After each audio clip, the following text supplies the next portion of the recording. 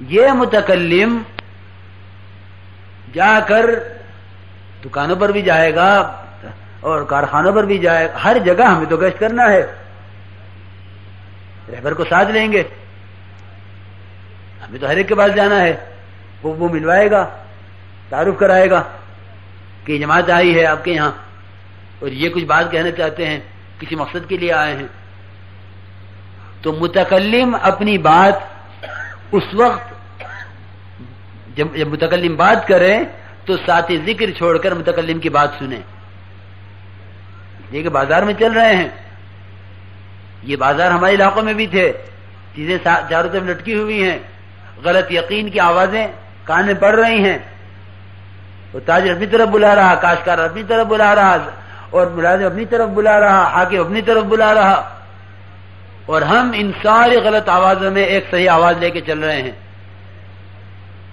تو چاروں طرف سے آوازیں آئیں گی، یہاں یہ اپنے ذکر کو جاری رکھے، اپنے ذکر کو جاری رکھے، اور جب متکلم بات کرے تو ہر ساتھی ذکر چھوڑ کر متکلم کی بات کو دھیان سے سنے، اور بات اب گشت میں مختصر کی جاوے، اور یہ کہیں تفصیلی بات مسجد میں ہوگی، آپ تشریف لاویں، نقد اٹھا کر لانے کی پوری کوشش کرو، بلکہ ان کو اپنے ساتھ لے چلو،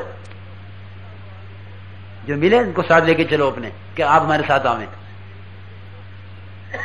اور جس کو ساتھ لو اس سے بھی پوچھو کہ اور آپ کے یہاں ساتھی کون کون ہیں، آپ ہمیں کن سے ملواویں گے، اس پہ بھی ذمہ داری ڈالو۔ کسی آدمی کو صرف اس کی بنیاد پر نہ لے کے چلو، بلکہ اگر کسی پر ذمہ داری ڈال دی ہے اور دوسروں کو لانے کی تو یہ دوسروں کو لاوے گا، ورنہ خود تو ضرور آوے گا۔ تو جس سے ملو اس پہ دوسروں کی ذمہ داری بھی ڈالو، اور حتی الامکان پوری کوشش کرو کہ ان کو اپنے ساتھ لے کر چلو۔ اب جو گشت لوگ جمع ہو جاویں ان کو نقد مسجد میں لاؤ، اور جو لوگ اپنی دکانوں پر بیٹھے ہوئے ہیں ان سے بات کرو گشت میں، تو کوشش کرو کہ یہ دکان سے باہر آ جاوے۔ اگر اس نے 2 قدم بھی اٹھا لیے اپنی دکان کے اندر سے لے کے باہر تک، تو یہ 2 قدم اللہ کے راستے میں اس کے اٹھ گئے، یہ 2 قدم بھی اللہ کے راستے میں اٹھ گئے ہیں اس کے، وہاں سے اس کو اٹھا کے باہر لاؤ۔ یہ نہیں کہ اندر بیٹھا بیٹھا ہاں بھائی مجھے معلوم ہے جماعت آئیے کہو کہ نہیں، آپ 2 منٹ کے لیے باہر تشریف لاویں، ان کو اس کو باہر لے لو، اور وہاں مختصر اس کو ایمان کی قیمت بتلا کر اس کو نماز کے لیے نقد لانے کی کوشش کرو، بتا دو کہ جماعت ہماری فلاں مسجد میں آئی ہوئی ہے، وہاں اس وقت پروگرام ہوگا، آپ تشریف لاویں۔ اگر وعدہ کر لیتا ہے یہ، اپنے ساتھی ساتھ ہیں، جگہ دیکھیں کہ ہاں ان کو وصول کرنا ہے، اور 4 مہینے کی میرے دوست بزرگوں جم کر دعوت دو، داعی اپنی دعوت میں متاثر نہ ہو، بھائی یہ تو بڑا تاجر ہے، اور یہ تو بڑا سیٹ ہے، اور یہ تو بڑا کارخانے دار ہے، اسے 4 مہینے کے لیے کہنا تو بھائی بڑا مشکل ہے، اور بھائی یہ 4 مہینے اس سے کہنا، اسے تو اگر یہ 3 دن کے لیے یہ 3 دن کے لیے بھی آ جاوے تو بڑی بات ہے، نہیں، بالکل نہیں، ایسا نہ کرنا۔ داعی کو اپنی دعوت میں مدعو سے متاثر نہیں ہونا چاہیے، اپنی دعوت پوری جم کے رکھے، یہ کام ہے، مقصد ہے، اللہ نے ہمیں اس کام کے لیے دنیا میں بھیجا ہے، ہم نے نبی کا امتی ہونے کا کلمہ ہم نے پڑھا ہے، ہمارے ذمہ یہ کام ہے، اس کو سیکھنے کے لیے 4 مہینے نقد اللہ کے راستے میں آپ لگاویں، یہ پوری دعوت جم کے دو، جتنے پر وہ راضی ہو جاوے اتنا قبول کر لو، اس سے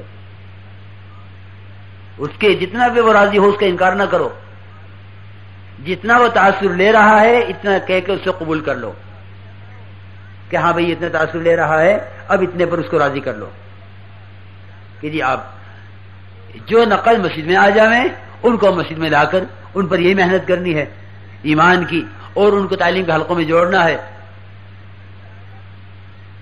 اور ہمیں اپنا ہر عمل انفرادی اپنے وقت پر ضرور کر لینا ہے۔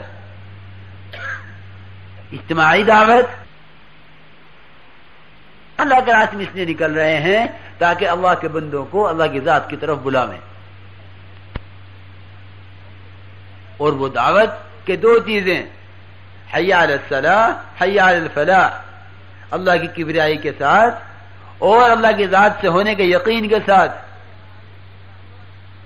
حضرت موسیٰ علیہ السلام سے کیا کہا لا الہ الا انا فاعبدنی واقم الصلاۃ لذکری. دو باتیں اسی وقت پہلے دن کہ میری یاد رکھنے کے لیے نماز، میری یاد قائم کرنے کے لیے نماز ہے. یہ موسیٰ علیہ السلام کو اللہ تعالیٰ نے پہلے دن کا سبق دیا ہے. اقیم الصلاۃ لذکری، کہ نماز کو میری یاد کے لیے قائم کر.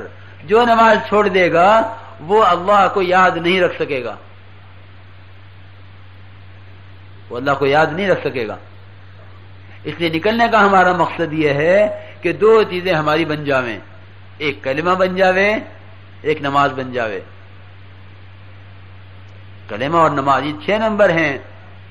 یہ جو 6 نمبر ہیں میرے دوست بزرگوں، اگر ہر نمبر پر محنت ہو تو ہر نمبر اس میں پورا دین آ جائے گا. ہر نمبر میں پورا دین آ جائے گا. لا الہ الا اللہ تو بنیاد ہے کہ اگر یہ کلمہ آ گیا تو ہر عمل کی طرف اس کو خود رغبت ہوگی کہ اللہ کا غیر اندر سے نکل گیا. اب یہ نماز پر یقین بنائے گا کہ اللہ اکبر کہہ کے جب نیت باندھے گا تو اللہ کا غیر اس کے سامنے سے ہٹ گیا، اللہ کا غیر اس کے سامنے سے ہٹ گیا ہے. اب اللہ کی ذات عالی کو سامنے رکھ کے نیت باندھی ہے اس نے کہ ہر خدا کے غیر سے رخ پھیر لیا، اس نے اللہ کی ذات عالی کی طرف کر لیا. انی وجہت وجہی للذی فطر السماوات والارض، میں نے ہر بنے ہوئے سے رخ بنانے والے کی طرف پھیر لیا ہے. تو یہ نماز کے اندر یقین بنے گا. تو یہ نماز دی ہے اس لیے تاکہ یقین اللہ کی ذات کا بنے. واقیم الصلاۃ لذکری، کہ نماز قائم کرو میرے ذکر کے لیے. اب نماز سے متعلق علم، فضائل کا اور مسائل کا، اس کی تحقیق، فضائل کا علم اور مسائل کا علم، کہ جب اس کی تحقیق میں پڑے گا تو علم آئے گا.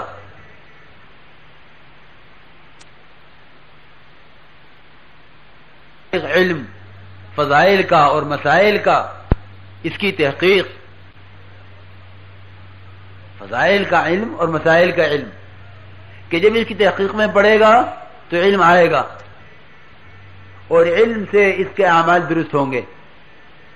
فضائل سے شوق پیدا ہوگا اور مسائل سے عمل صحیح بنے گا، ورنہ اپنی مرضی پہ چلے گا. اور جب آدمی کسی غلط کام کو، غلط نماز کو یا غلط روزے کو یا غلط حج کو یا غلط زکوٰۃ کو یا غلط کسی بھی عمل کو ایک عرصے تک کر لیتا ہے تو اس کو صحیح سمجھنے لگتا ہے کہ میں ٹھیک کر رہا ہوں، حالانکہ نماز میں بہت غلطیاں ہوتی ہیں، وہ اس کو صحیح سمجھتا ہے. تو ہم اللہ کے راستے میں اس لیے نکل رہے ہیں تاکہ اللہ کی ذات عالی سے ہمارا تعلق قوی ہو جاوے اور اللہ کی ذات کی رضا والے عملوں میں ہم لگنے والے بن جاویں. اس کو سیکھنے کے لیے نکل رہے ہیں. اس میں جب جناب رسول اللہ صلی اللہ علیہ وسلم کے یہاں سے جماعتیں جاتی تھی تو آپ ان کو ہدایات دیتے تھے. ہر قسم کی جو بات یہاں کہی جائے گی وہ تمام احادیث میں ملتی ہیں. جناب رسول اللہ صلی اللہ علیہ وسلم جانے والی جماعتوں کو کیا پڑھاتے تھے، کیا سکھلاتے تھے. تو ہم سب سے پہلی جو بنیادی بات ہے جس پر ہدایت ملے گی اور جس پر تربیت ہوگی وہ سب سے پہلی چیز اطاعت ہے. وما ارسلنا من رسول الا لیطاع باذن اللہ. ہم جو نبی بھیجتے ہیں اطاعت کی بنیاد پر کہ اس کی مانی جائے. جو آدمی امیر کی مانے گا وہ جناب رسول اللہ صلی اللہ علیہ وسلم کی مانے گا، جو آپ کی مانے گا وہ اللہ کی مان رہا ہے، جو اللہ کی مانے گا کامیاب ہو جائے گا. ان تطیعوہ تہتدوا، اگر جناب رسول اللہ صلی اللہ علیہ وسلم کی ہدایت پر چلو گے، ان کی مان کر چلو گے، ہدایت پا جاؤ گے. وما علی الرسول الا البلاغ المبین، نبی کے ذمے تو صاف صاف واضح کھول کر بتلا دینا ہے. اب ہمارے ذمے ہے کہ ہم اس کے مطابق اپنے آپ کو چلائیں، ہم اپنے آپ کو اس کے مطابق چلائیں، یہ ہمارے ذمے ہے. تو جناب رسول اللہ صلی اللہ علیہ وسلم کی ہدایت کے مطابق صحابہ کرام نے آپ کو چلاتے تھے. تو ہم سب سے پہلے اپنے امیر کو پہچانیں کہ یہ ہمارا ذمہ دار ہے. یہ امیر استاد کے درجے میں ہے اور استاد باپ کے درجے میں ہوتا ہے. یہ ہمارا معلم ہے. جناب رسول اللہ صلی اللہ علیہ وسلم فرمایا انا لکم بمنزلۃ الوالد اعلمکم. جس طرح ایک شریف بچہ اپنے باپ کی بات مانتا ہے اور اپنے باپ کا کہا سنتا ہے، کیونکہ اسی طرح ہمیں اپنے امیر کو اپنے باپ کے مقام پر سمجھنا ہوگا. انا لکم بمنزلۃ الوالد اعلمکم. حضور اکرم صلی اللہ علیہ وسلم فرمایا کہ میں تمہارے لیے باپ کی جگہ ہوں اور باپ کے مرتبے میں ہوں، کیونکہ میں تمہیں سکھلانے کے لیے بھیجا گیا ہوں. بعثت معلما، مجھے تو معلم بنا کے بھیجا گیا ہے. تو اپنے امیر کو جماعت یہاں پہچان لے، یہ ہمارے امیر ہیں، ان کی مان کر چلنا ہے. لیکن اگر امیر صاحب یوں کہیں کوئی میں کود جاؤ، امیر صاحب یوں کہیں کہ نماز چھوڑ دو، امیر صاحب یوں کہیں کہ جاؤ گاؤں والوں سے فلاں چیز مانگ کے لے آؤ، کہ نہیں جی امیر صاحب ہم آپ کی اطاعت کریں گے اس میں جس میں ہمیں اللہ نے اطاعت کا حکم دیا ہے. لا طاعت لمخلوق فی معصیۃ الخالق، کہ جہاں اللہ کی نافرمانی ہو رہی ہو وہاں امیر کی بھی نہیں مانی جائے گی اور بلکہ نبی کی بھی نہیں مانی جائے گی. جہاں اللہ کا حکم آ جائے گا کہ بھئی یہاں اللہ کا حکم یہ ہے تو اللہ کا حکم مانا جائے گا. تو اللہ کے حکم کے مقابلے میں امیر کا حکم نہیں چلے گا کہ امیر صاحب یہ بات تو غلط ہے. یہ نہیں کہ جو امیر نے کہا وہ کرو. ایک جماعت گئی، جب واپس آئی وقت لگا کر جناب رسول اللہ صلی اللہ علیہ وسلم جو ہے پوچھا کہ کیا کر کے آئے ہو، کارگزاری ہوئی. جب کیونکہ ہر جماعت کی کارگزاری سنی جاتی تھی